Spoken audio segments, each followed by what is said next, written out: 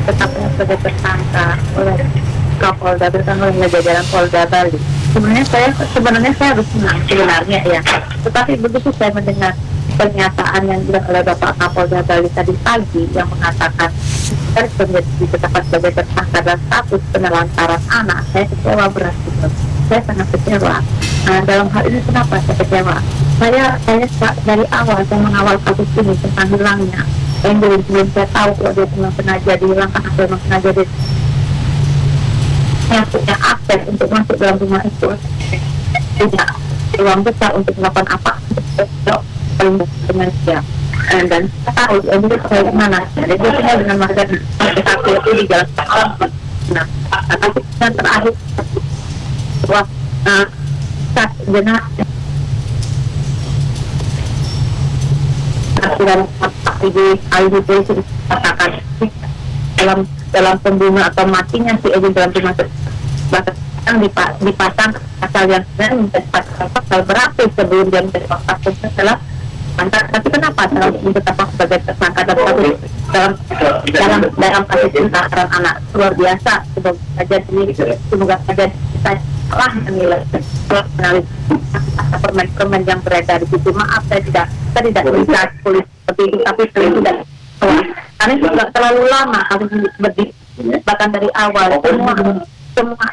semua orang yang saya tanya apa di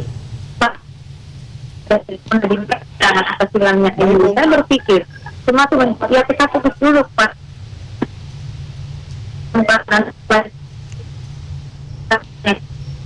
Kita pasangkan karakter yang lain. Lalu sampai kapan Angel ditemukan? Satu hari aja nyawa seorang anak hilang dari pangkuan seorang manusia yang hidup. Kita berpikir anak ini ada di mana sekarang? Apakah dia masih bernyawa atau tidak?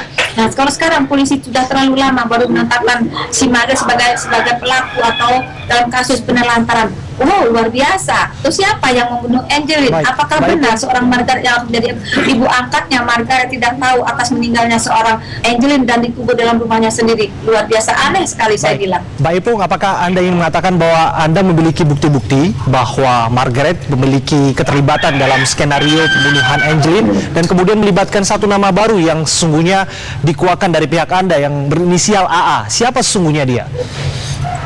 Saya dari awal pada saat saya turun di TKP, saya sudah memberi input pada teman-teman kami di lapangan saat itu, yaitu beberapa anggota pusat yang juga bareng turun sama saya.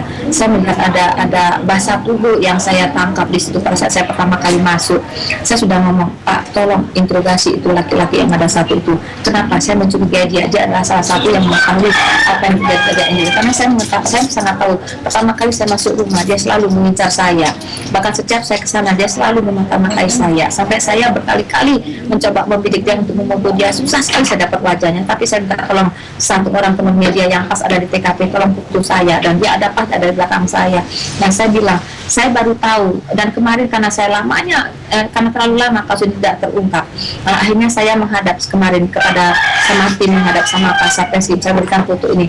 Sudahkah orang ini dipanggil? Akhirnya selalu langsung dijemput. Nah, saya tidak tahu sekarang perkembangannya. Dari kemarin dia melakukan pemeriksaan. Semoga semua terkuat bahwa si Agus bukanlah tersangka, bukanlah pelaku murni di sini, tapi adalah AA, karena AA adalah orang kepercayaannya Margareta. Bahkan dia adalah orang yang sangat leluasa bisa keluar masuk di TKP. Tidak ada orang kuat atau orang ya. Anda punya bukti yang kuat untuk itu? Kalau saya mengatakan bukti mungkin tidak, tapi saya selalu ada di TKP. Saya orang yang selalu menginvestigasi kasus dari awal, siapa dia, dan saya banyak info yang terdapat di sekitar situ.